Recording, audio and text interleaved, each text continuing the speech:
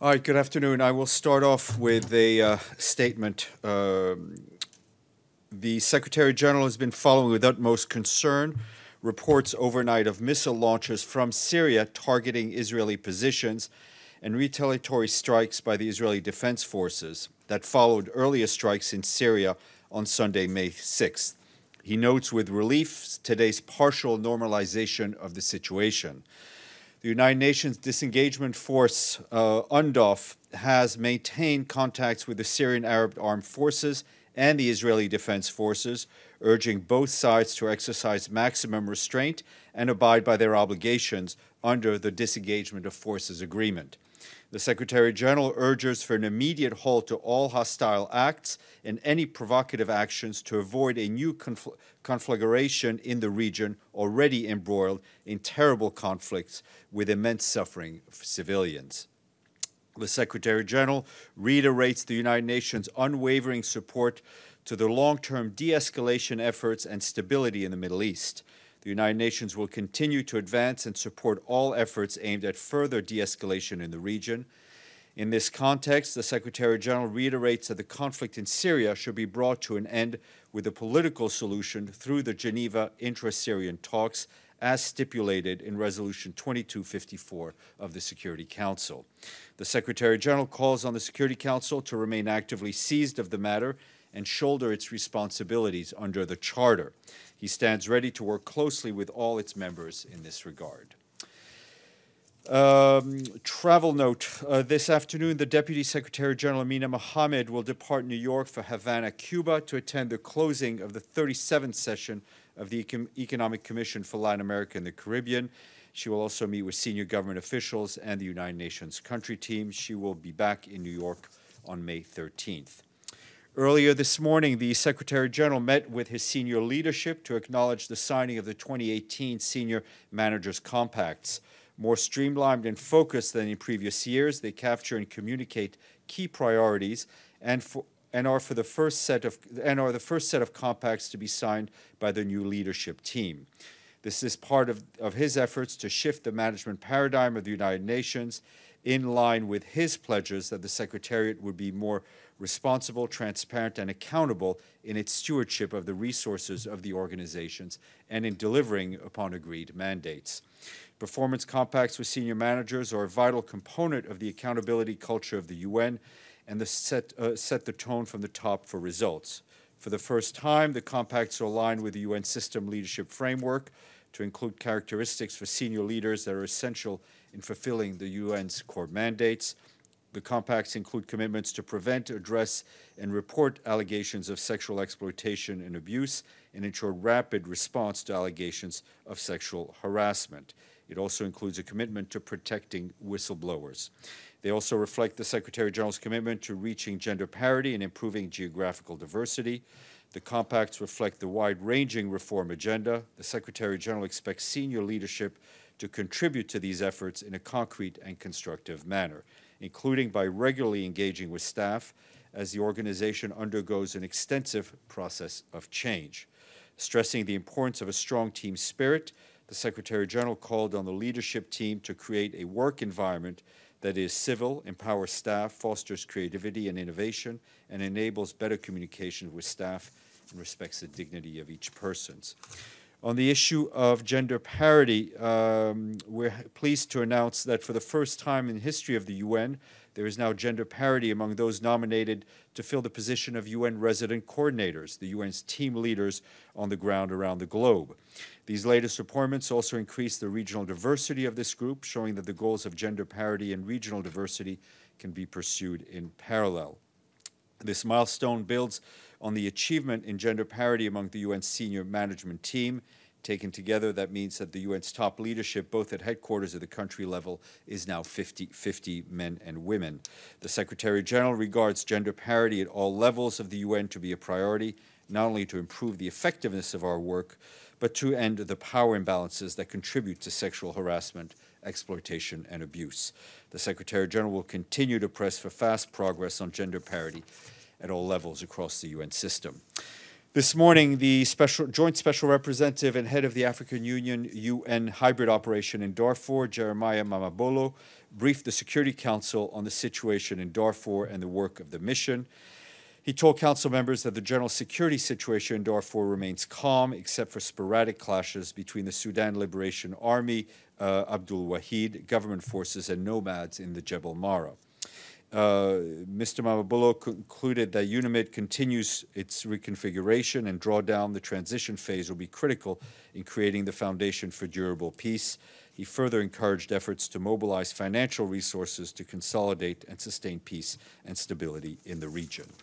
And the UN mission in Afghanistan today released a report detailing patterns of attacks at election-related facilities ahead of the October 2018 elections. Also in Afghanistan, the Assistant Secretary General for Human Rights, Andrew Gilmore, met this week with President Ashraf Ghani and other senior government officials, calling for action against civilian casualties, torture, violence against women and boys, and to ensure justice for victims of human rights violations. Mr. Gilmore also addressed a conference on accountability, human rights, justice, and peace, organized by the Afghan Independent Human Rights Office. And our humanitarian colleagues tell us that today the Central Emergency Response Fund allocated $1.26 million for Gaza. These funds are meant to strengthen the trauma pathway in Gaza to support the rapid procurement of essential medical supplies and their distribution to critical hospitals providing trauma care. OCHA also published today an analytical bulletin covering the situation in the occupied Palestinian territory, and there is more on that online.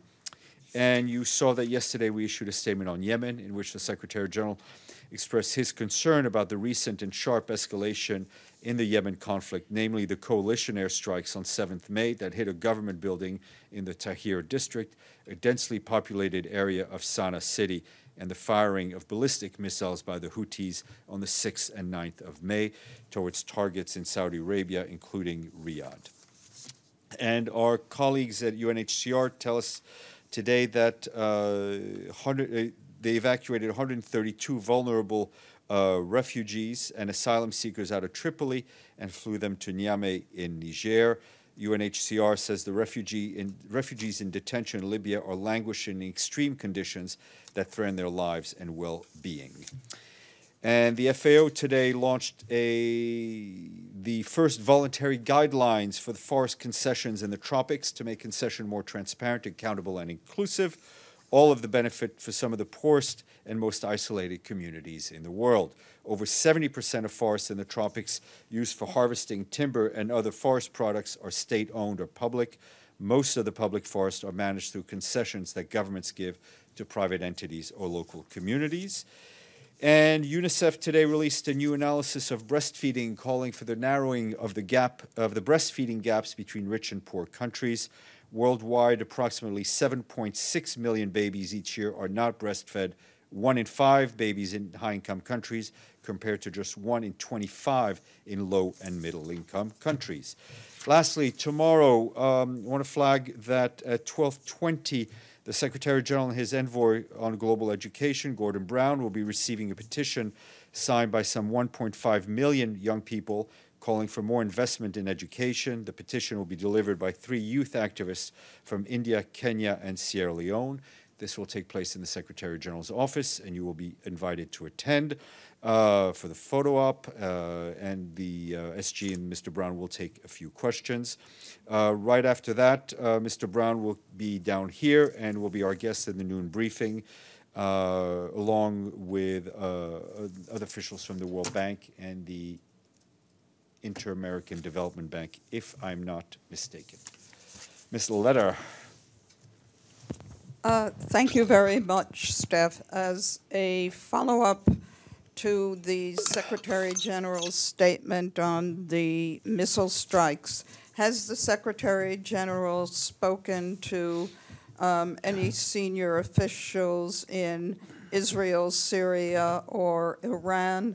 And as a second question, does the Secretary General have any comment on the release of the 3 American prisoners from the Democratic People's Republic of Korea and the announcement of a date for talks between President Trump and Kim Jong-un? Sure.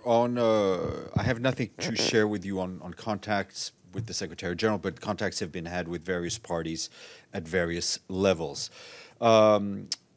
We obviously welcome the release of the 3 Americans who have been held against their will in the Democratic People's Republic of Korea. We learned, like you, through a tweet about the announcement of a date, which I think is, and a location, which is a good sign. As you know, the Secretary General is very much supportive of this process and of any peaceful, any discussions that would lead to a peaceful denuclearization of the Korean Peninsula. These are. Thank you, Stéphane. Regarding the conflict or the clashes that happened last night between Syria and Israel, there were 4 fighters who violated Lebanese airspace during these clashes and fired rockets from over Lebanon, according to the Lebanese authorities and reports. Does the Secretary General have any stand against that? One more question is regarding the casualties. Israel did not declare any casualties on their side, which could mean that they have no casualties whatsoever. However, Syria has 3, and does the Secretary General has any feelings about those who were victims of these clashes? Look, on the issue of Lebanese airspace, we don't have any operational details that we can that we know of. So I can't certify what happened. You have UNIFIL there, yeah. They have not reported anything anything to us. As a matter of principle, and as the Secretary General has called for, we call on all to respect Lebanese sovereignty. You know, we enter in this 8th year of the conflict in Syria. We have seen almost daily civilians die from violence, whether from the air, from the ground, from lack of food or lack of water. All of that should hopefully reinvigorate the international community to support a peaceful and political solution to the conflict in Syria. Mr. Avni. There's a Security Council ban on Iranian export of arms. Does the fact that Iranian fighters and arms were involved in this exchange enter into this? Look, all member states should be respectful of Security Council resolutions.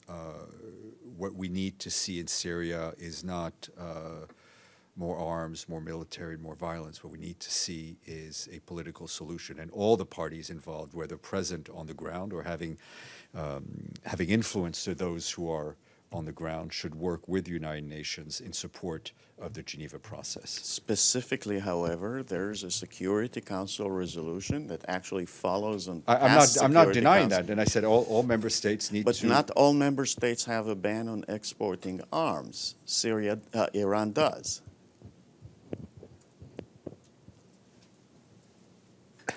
I'm waiting for an intonation of a question. I mean, I'm asking, sorry, no, is that a specific case? The Secretary General calls on all member states to respect the relevant Security Council resolutions and sanctions. Mr. Lee. Sure, I wanted to ask you, we'll bet that you've seen 23 prominent activists on sexual harassment have asked that Mr. Michel Sidibé be removed of his powers at UNAIDS, and they describe having tried to meet with them, receiving what they've considered by this Erasmus Mora, who's the head of UNAIDS in Nigeria, sort of what they considered an offensive request as a fair lady to protect Michel. And I'm just wondering, you've said a number of times from this podium that the Secretary General fully supports Michel Sidibé and what he's done at UNAIDS. Does this remain the case? Does he support what these 23 activists are describing as essentially a sexist campaign to rally around Michel Sidibé? And what's his response, given all that you said about... Look, civil society can and should express themselves freely in whatever positions they want to, whatever they want to do. I'm sure there are people who are, I mean, we've seen people calling for civil society activists on different sides of this issue concerning Mr. Sidibé. What the Secretary General feels is that Michel Sidibé has done a very good job at UNAIDS, especially, in fact, on issues of gender, and he fully supports him. And I want to ask about the compacts. You just said, I was struck when you said that these compacts are new and a new transparency. I heard you said that word. I think since you were the spokesperson for Ban Ki-moon as well, these ceremonies were always open press in the past. And so I'm wondering, how is it consistent with the idea of a new transparency in the compacts that this was closed press? There was a family photo. The signatures of the compacts were in fact done by each senior official did it on their own time. This was the first time the Secretary General met with them after it had all been done and finalized. Go ahead. Go ahead. Okay, so it's not, you don't see it as inconsistent, that it used to be open and now it's closed? Your next question, Okay, sir. the next question has to do with also financial disclosure. And looking at the financial disclosure provided in the link on the bottom of the Secretary General's page, seems like there's a number of USGs that are not on the list, one being Alison Smale of DPI, one being Mr. Lacroix of DPKO. And I'm just wondering, in the past, if people weren't going to disclose, they would say, there would be a piece of paper, you'd click it and it would say, I'm not disclosing. That was then changed to just their names are not on the list. How is one to know? Does that mean that these two individuals have chosen not to make even basic financial disclosure, or for some reason? I think I'll check it. I can't speak to it off the top of my head. Masood. Thank you, Stéphane. On this explosive situation in the Middle East, and the Secretary General is concerned about it, but is he going to, my question is he going to undertake a trip to Middle East, given this, the situation as it exists, visit Israel and Tehran, what have you? Is that on his agenda, or is he waiting a signal from the Security Council? The Secretary General has been engaged with various parties on this issue. The fact that he will travel to any region of conflict when he feels it isn't the right time to do it. He's not going to do it just for show, but he's very concerned about the risk for escalation and broadening of the conflict. And as I said, we've been having contacts with various parties at various levels. What is the right time? What will be the right time? As I said, the Secretary General is deeply engaged in this issue. The fact that he may not be traveling to the issue to the area does not mean that he's not engaged. Luke. 2 questions on UNDOF. The first, you said the observer force is monitoring the situation. Are you aware if any live fire landed within the deployment area of UNDOF, or is this sort of going over their heads, literally? Let me see what more operational details I can get for them. I'm not aware of anything that we've landed directly in their area of operation. And another UNDOF question sort of on protocol. The IDF says they were attacking positions of the Quds Force, Iranian troops in Syria, but UNDOF is, of course, there to monitor the Israeli-Syrian ceasefire. If UNDOF determines a non-Syrian state force is responsible for an attack, do they tell the Syrian government about that? They will report as they see it. The main interlocutors of UNDOF are on one side the Syrian Arab Armed Forces and on the other side the IDF. Yes, ma'am. Thank you, Stéphane. The Kazakh Foreign Ministry announced that the next round of Syria talks would be held in Astana on the 14th of May. I was just wondering if the Special Envoy for Syria would attend this round of talks. I should know fairly soon at what level the representation is. But that's the Astana process. It's not, which is supportive of the Geneva-Syria talks, but they're separate things. Thank you. Carla. Thank you, Stéphane. Has the Secretary General made any comment about the most recent meeting between Xi Jinping and Kim Jong-un in Dalian? And as a follow-up, what impact does he think the U.S. withdrawal from the Iranian, the JCPOA, will have upon the negotiations between Trump? On your second question, that's really that's the work of journalists and analysts to comment on. On your first question, as I said, the Secretary General is been very supportive of the process that we have seen in the last few weeks, of more talks, whether it's between the DPRK and the Republic of Korea, China and the DPRK, and then we hope to see, as it was announced, the United States and the DPRK, all of this leading to what we would like to see, which is a peaceful denuclearization of the Korean Peninsula. Sorry, Nabil. So, Stéphane, so your information based on the statement that you just read on the escalation in Syria, rockets were launched first from Syria and then Israel attacked these locations in Syria, or what's your information on this? The information is what I said in the statement. Nizar. Yeah, you mentioned that the Israeli positions were attacked. Were they in the occupied Syrian Golan, or were they in 1948 Israel? I would refer you to what I've just said. Well, If I had more details, I would share them with you. Matthew. Sure. In this round, I'd like to ask about Darfur and Al Sharpton. On Darfur, and you'll see why. On Darfur, yesterday in the council, the force commander of UNIMID, Mr. Ngandi, said pretty clearly that the government has been blocking freedom of movement of the force and violating the SOFA. So I just wondered, I hadn't really heard that before, and I'm wondering, is this something, what's the UN doing about that? And in particular, given that Marta Roedes accepted this 2 Niles Award from Omar al-Bashir not long ago, is this something that she raised to him? Is it inconsistent to be taking an award totally outside of the ICC process from a government that's actually blocking the freedom of movement of a peacekeeping mission? Okay. On Ms. Roedes, we've said what we've had to say. On the issue of restricting movement of freedom of movement, I think the quoted remarks of the force commander are part of his reflection in the context of aspects that shape the operational environment of UNIMID. The general in his remarks clearly point out that UNIMID enjoys a cordial relationship with the government of Sudan, though there have been instances where UNIMID has been denied the freedom of movement in its verification activities, which we've reported in the past. Notwithstanding these restrictions, which are being reported as I mentioned, through Security Council reports, the working relationship between UNIMID and the government has been improving recently, which has also been highlighted in the same reports and acknowledged during various interactions with the mission and the UN leadership with the government of Sudan. Al Sharpton. Okay, Al Sharpton. Yesterday there was a photo op at 3:30. I tried to go. I wasn't allowed to go. Another photographer did go up, but I did learn that while it was listed that Martin Luther King III would be there, I didn't learn, except by standing in the lobby at the end of the meeting, that Al Sharpton was also at the meeting.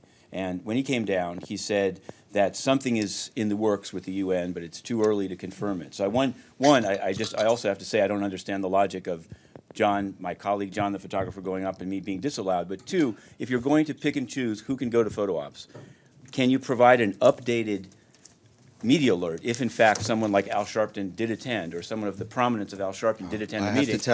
I will be fully transparent and let you know that I had no idea Al Sharpton was going to attend. So why can't you just let people go to the photo ops to find for themselves? We've had this colorful debate yesterday. Luke. Thanks. The Saudi foreign minister was quoted yesterday in AFP as saying the kingdom might pursue nuclear weapons if Iran does the same. Any response to this? Again, we don't comment on hypotheticals, but the Secretary General's position on the need for to halt nuclear proliferation, I think, has been pretty clear in the past. Nizar. Yeah.